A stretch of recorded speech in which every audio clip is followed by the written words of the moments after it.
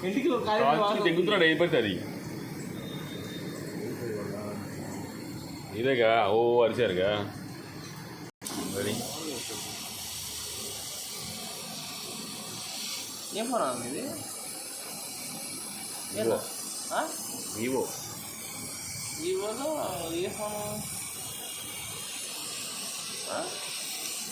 మాకు తెలియదా కొన్నారు కొన్ని చేయించుకుంటా అంతే అవురా నా ఫోన్ అయితే ఏదో పెద్ద విషయం ఏం కాదు అది